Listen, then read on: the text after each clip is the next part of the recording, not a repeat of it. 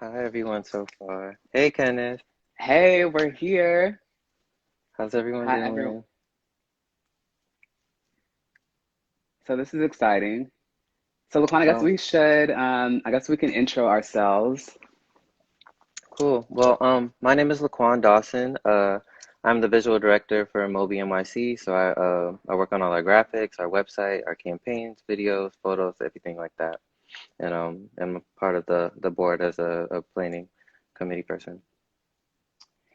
Hi, everyone. So first, I just want to say thank you, Scotch and Soda, Kevin, Maria, everyone on the team for creating space during Pride for us to have these conversations. We're really excited to be here and, share with you all.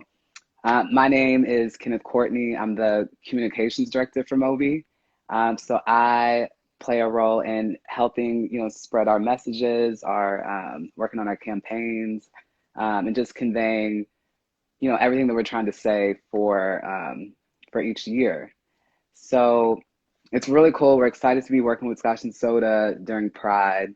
We actually, LaQuann shot a campaign with them last year for Moby, Well and Well Dressed. So that was everything that we do with Moby is about health, wellness, and really supporting queer communities of color. So that campaign was about feeling good, looking good. So we shot with Scotch and Soda to help share that message.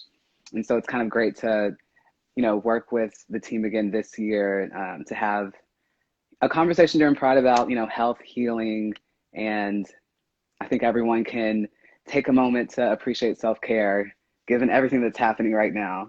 Mm-hmm. So I guess we can kick it off with, speaking about community, self care, healing.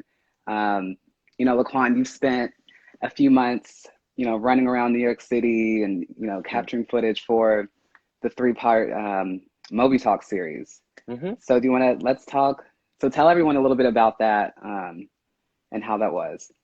So Moby Talks is as Kenneth said, a three-part series. It's three mini documentaries, so they're like about half an hour each, focusing on different topics as they relate to like a queer POC community. So the first one is about sex and sexual health and liberation, and the second episode is about mental health and wellness, and the third episode is about identity and community. Um, and so what I really did was spent really a lot of last year and a lot of the first half of this year planning and editing and shooting these three films so that we can include as much of the community as possible and like I don't know really heal with one another and get to know one another because we're all so different and we all need so many different things and we all have just many different things to offer, and so I kind of wanted to build all these different facets into three subgenres of I don't know, categories of what these films could look like, what people are talking about, and kind of give like a broad range of these more broad text topics. Love that. And so now, so it's June, obviously it's Pride Month. So last month, maybe some of the viewers don't know, last month was Mental Health Awareness Month.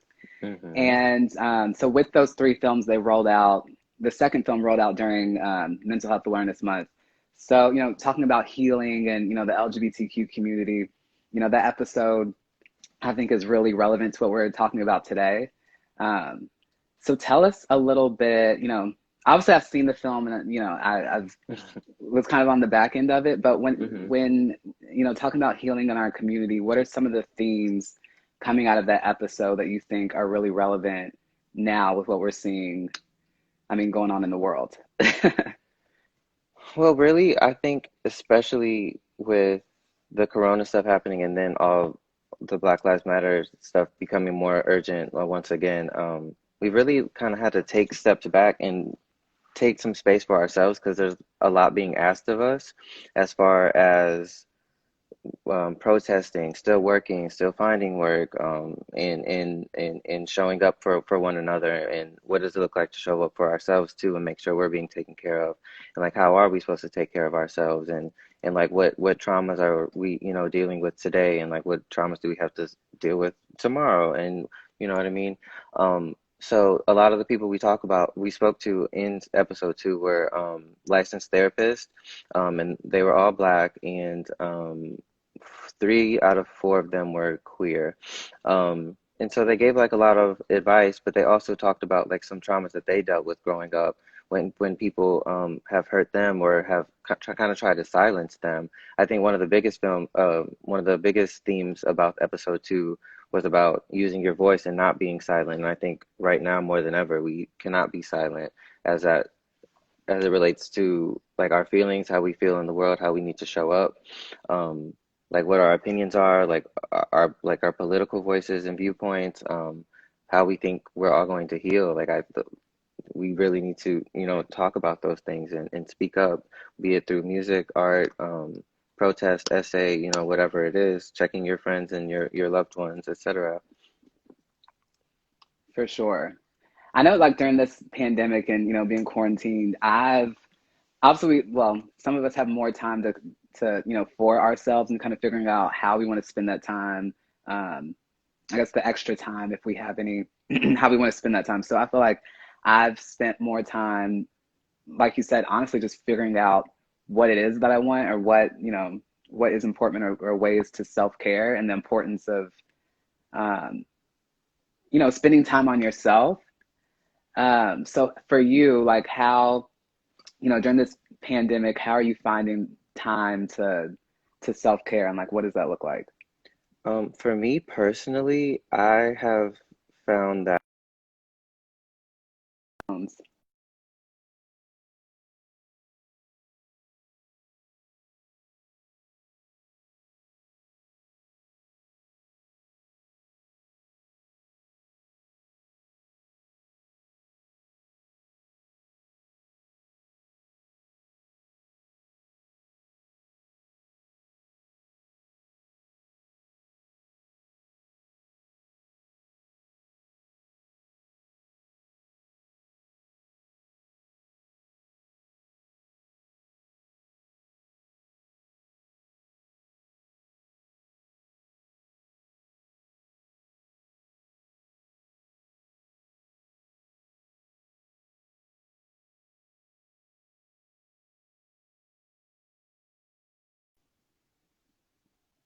Okay, am I back?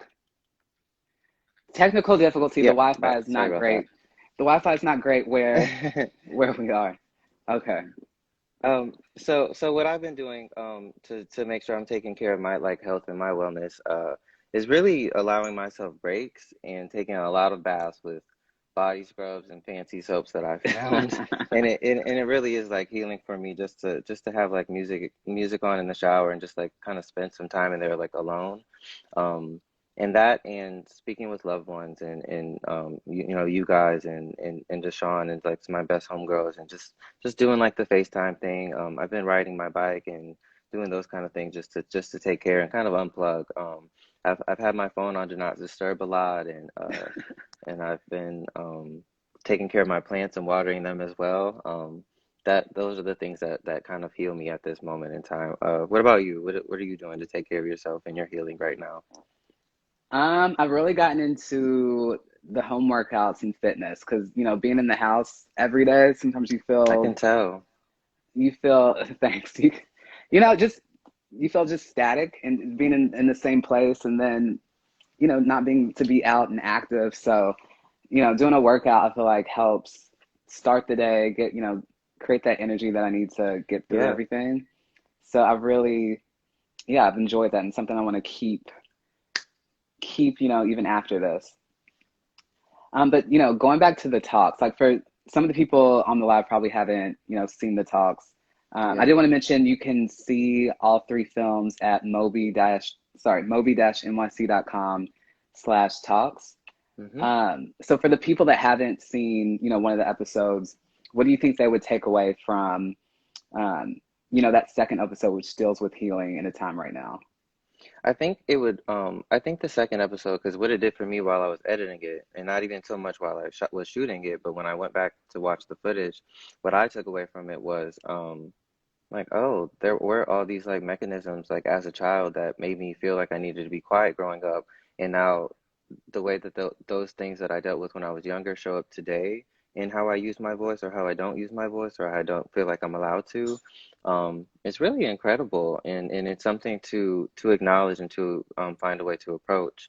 Um, so I think that when people are watching it, they might realize that they have some of those things, and they might have some things that they feel more encouraged to deal with, and it'll like help them heal and grow.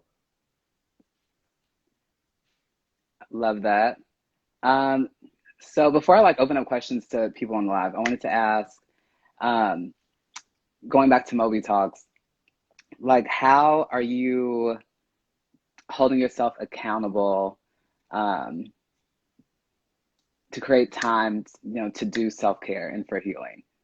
Um, I know that you're like a very similar way. I'm like a workaholic, so we could just like try to work it all the way, and Yeah, that gets really intense and ridiculous. And I've seen both of us kind of like explode at a certain point after we've been working so much, and then yeah. it kind of is just like boiling up. So I really do like make it I don't know. I like make it a point in my life now to not answer the text I don't want to answer, or I ask for the things that I want more often than not these days, and it's still hard. But so like if those things are time, or if that is like a park day, or if that's me walking in the water at the beach, or getting like a icy at the park or something, like I'm trying to push myself to do those things more because it's gonna be better for my healing in the long run. Um, and I've seen what it looks like when I do just kind of bury myself in work and don't pay attention to like my well-being and my healing. Um, and it's not like a pretty way. I don't like myself as much that way. And so I found it to be super important. And what about you?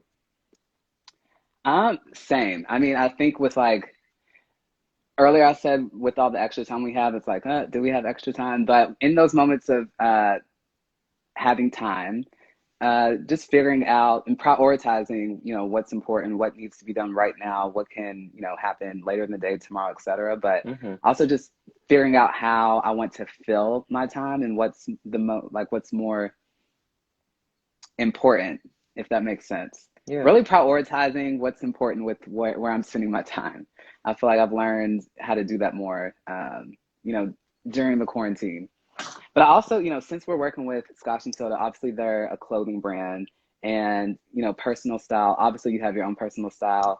Hmm. Well, we both have our own personal style. And, even when we, working with them and like doing looks, both of us gravitated towards, the women's section, feminine clothing. And, shouts out to Scotch and Soda for letting us Yeah. have the freedom to, work with them and express ourselves in different ways. So before we open up questions, how would you describe your personal style and what makes you feel your best and feel good when you are getting dressed for the day? Um, to be honest, I feel my best when I'm like getting dressed when I don't know. I kind of I'm just like experimenting, and obviously like Yeah. when my stomach is out or I have something that kind of just like shows my like little frame off a bit. I've tried like bigger clothes, like looser clothes on, and I always feel I just don't feel like myself in them. So I'm just super comfortable when I'm, wearing things that do feel like my style or do speak to myself. And so it was cool being in the Scotch and Soda store and like picking out these clothes and being able to be like, okay, I feel like me still. What about you? Right.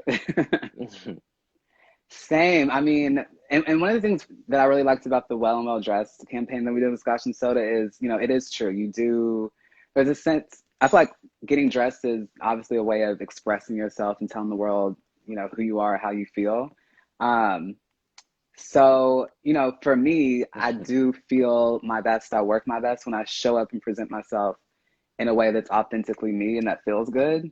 Um, so yeah, I tend to personally, I like to wear men's clothes. Sometimes I wear women's clothes, whatever, makes me feel how I want to feel that day. Hmm. So it's, it's really about just what I feel comfortable in, for the day.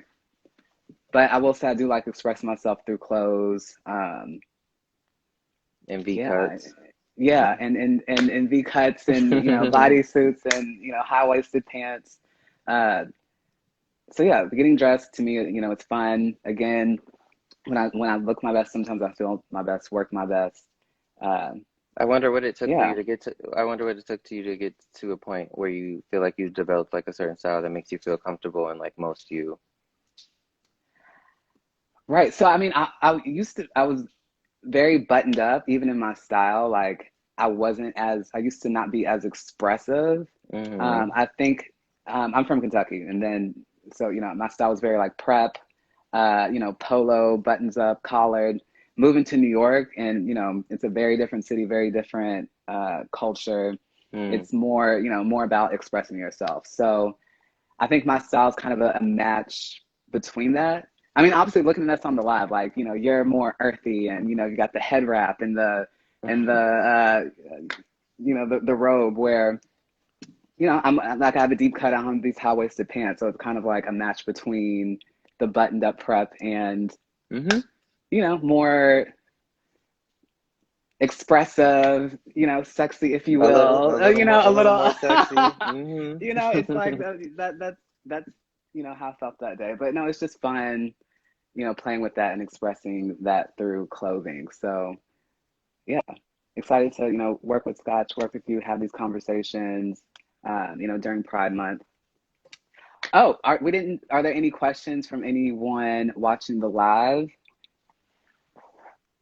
Like, I'm gonna look through comments. Someone asked where they could watch the talk, so I didn't want to mention again.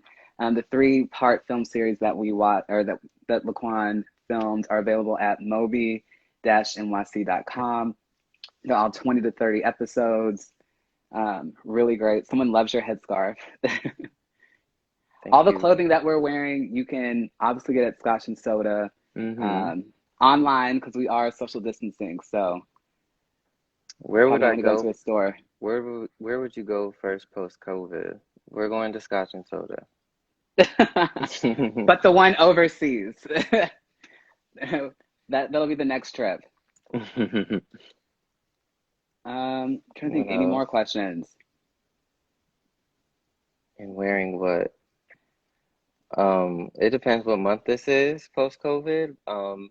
It kind of doesn't matter. I'm probably gonna have like a belly shirt on and some loose pants and my very high Doc Martens and a very tight bun and some glitter somewhere on my face. I see Kevin in the comments. Hi, Kevin. Hi, everyone. Hi, Deshaun. Deshaun is the founder of Moby. Oh my, it's actually funny. We went to Scotch and Soda yesterday. We're in Houston right now. We went to Scotch and Soda yesterday, in Houston, and actually met, I forget his name, but he worked with Scotch and did a live this week too. Yeah, I don't know what the odds of that were. That was really cool. Cool. Well, I think Um, we're at our time. LaQuan, anything else you want to say about healing no, community Moby? I have nothing else to add except just hold yourself accountable to your own healing and hold your friends accountable as well. Just make sure you're checking in with yourself and checking in with your loved ones. Um, and yeah, thank you, Scotch, for the opportunity. Thank you for the platform. Thank you, Moby. Thank you, Kenneth. Appreciate you so much. Bless. All right, thanks. Bye, you all. Bye.